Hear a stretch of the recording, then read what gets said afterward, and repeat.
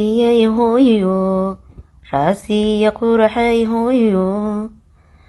curadeydiyay hooyo muddo baan ku sugayay hooyo ma dhalaysayaa tahay hooyo muddo laygu dhihi jiraye hooyo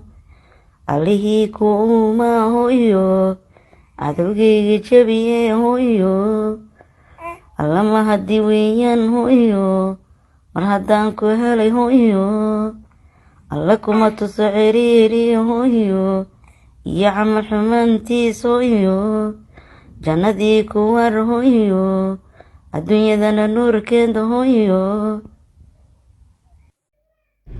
asalaamu calaykum waraxmatullaahi tacaala wabarakaatu asxaabta waani salaame meel walba dunida ka joogtaan soo dhawaada channelkayga please haddaa ku cusubtahay subscribe-ka ii saar maasha allah qaaliladan walaahi maalinkii saas la dhahaayay dadkii la ooyey ayaan kamid ahaa dadkii usoo duceeyey ayaana kamid ahaa alxamdulilah ducadii ay ummadda u duceeyeen ilaahay wuu aqbalay waa taasaa maanta gabarteeda yariista ah dhabta u saaran alxamdulilah mahad iyo shukri ilaahay u sugnaatay ilaahay u mahad celi mar walba bini-aadanka oo iska hadal badan yihiin soomaalideenan hadal waxaa waaye waa naloo daayay waa la iska hadlaa yacni dadka ma xisaabayaan mise ma miisaamayaan hadalka afkooda kasoo baxaya mise waxay soo qorayaan muxuu saameyn ku yeelan karaa qofka kale oo bini-aadanka ah haddii aad dhaqso dhashid maxaa lagu dhihiyaa hu hadda lee lagu guursadee goormaa darnaa dhashay dooro maa tahay adi haddii ilmaha kaa soo daahaana maxaa lagu dhihi hey maxaa kaa qaldan ma dhasho maa tahay haddii ilmaha isku nugnuug ah ka dhigtid maxaa lagu dhihi yaa bariiska booweysaa ilmaha kala kori haddii aa ma aragta kala korisana maxaa lagu dhihi naa kan wuu weynaadee maxaa asaga gadaal kuu haraantiyey oo wax kale ma dhali rabtid miya marka dadkeena saas waaye way iska hadal badan yihiin waxaasna adi caloosha ha gashanin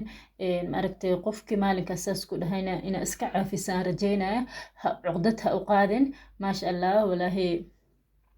gabadhaada ilaahay ha kula koriyo maaragta ilaahay ha ka dhiga raasiyarisayti dadkeeda iyo dalkeeda iyo diinteedaba anfacdo waxaan leeyahay habaryar macaan soo barbaar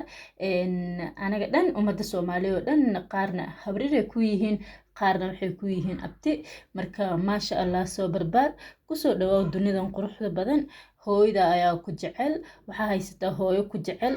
maasha allah qaali guurkan dambe oo raaga actually ma uurkeeda xitaa ma daahin waxaa u maleynayaa lesdan maaragtay adiga 8 bilood ama 6 bilood halahaas unbay joogtay oo yacni uurka zaa'id uguma daahin kii hore waay marka waxay dadka saas u dhahayeen laga yaabana kaas maaragtay ilaahay inuu u qorin inay ayada iyo wiilkaas uwad kala helaan yacni uwad meeshaas kuma jirin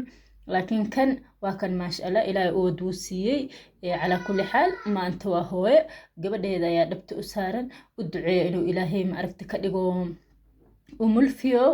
inuu ilaahay ka dhigo umushii isxambaarsato abaay waxaan ku leeyahay adigana maaragta insha allah hooyo wanaagsan noqo umushii isxambaarsatana ilaahay ha kaa dhigo intii mar hore kuusoo duceysay still haddana weli waa kuu duceyneynaa marka waxaan leeyahay haddaa igu cusub tihiin please subscribe-ka ii saara haddaa tahay markii ila sii joogi jirta asxaabta ila joogi jirta kamid tahayna like-ta ii saar macsalaama kheyra idin dhaafay dhammaantiin